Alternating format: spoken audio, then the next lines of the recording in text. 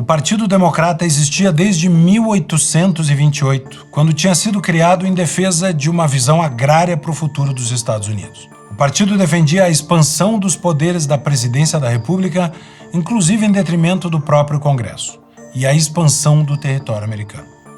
É nesse contexto que um grupo de abolicionistas e ativistas cria o Partido Republicano. O partido defendia o liberalismo clássico e reformas liberais na economia. De presença discreta no sul, os republicanos cresceram no norte do país.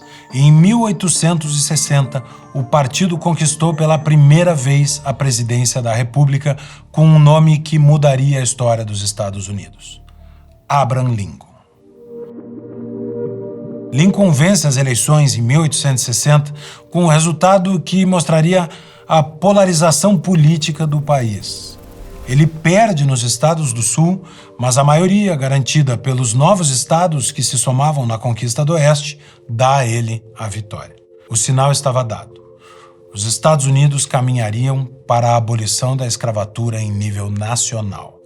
Lincoln é eleito em 6 de novembro de 1860.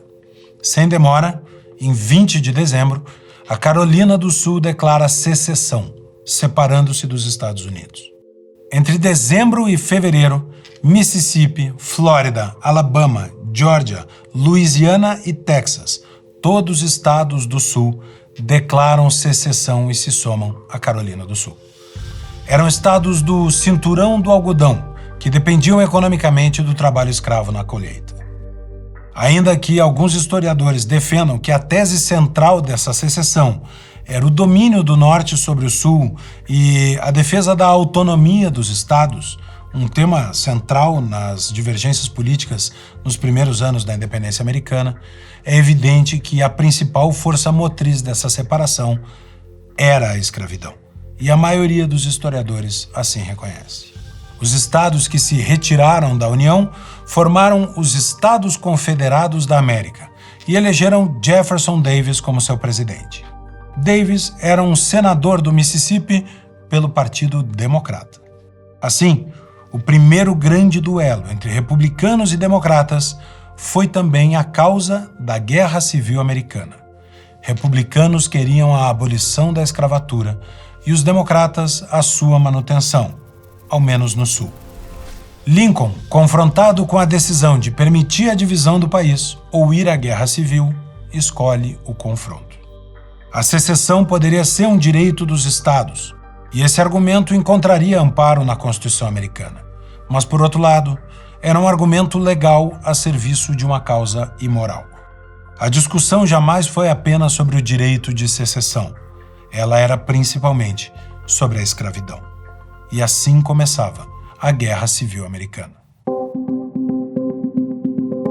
Iniciado pelo ataque confederado a um forte na Carolina do Sul, o conflito se estenderia por 4 anos. Lincoln tinha declarado que não iria impor a abolição e nem invadiria os estados do Sul, mas que defenderia a União, incluindo seus territórios, seus fortes, arsenais e outras propriedades. Com o ataque dos confederados, Lincoln reagiu e instaurou-se a maior guerra que o continente americano já viu. Mais de 600 mil americanos morreram. Em 1861, os Estados Unidos tinham pouco mais de 30 milhões de habitantes, quase 1/10 do que tem hoje. Seria como se, nos nossos dias, morressem 6 milhões de americanos numa guerra civil. Os generais Grant, dos Estados Unidos, e Lee, dos Confederados, entrariam para a história.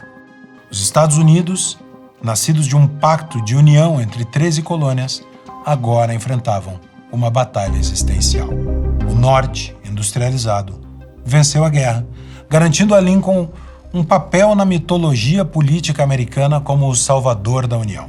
Os Estados Confederados foram reintegrados nos Estados Unidos e, no fim da guerra, foi aprovada a 13ª Emenda à Constituição dos Estados Unidos, que diz: nem a escravidão, nem a servidão involuntária, exceto como punição por um crime do qual alguém seja devidamente condenado, existirá dentro dos Estados Unidos ou de qualquer lugar sujeito à sua jurisdição. Estava abolida a escravidão. O republicano Abraham Lincoln pagaria com a vida. Em 14 de abril de 1865, 5 dias após a rendição dos Estados Confederados na Guerra Civil, o 16º presidente dos Estados Unidos foi assassinado com um tiro na cabeça no Teatro Ford, em Washington. O assassino, John Wilkes Booth, gritou ao atirar: "Sic semper tyrannis", assim sempre aos tiranos. Os republicanos venceriam 6 eleições seguidas, contando as 2 de Lincoln. Os Estados Unidos se tornavam uma grande potência econômica e industrial. Começava uma era de amplo domínio dos republicanos, em que venceriam 13 eleições presidenciais, perdendo apenas 4.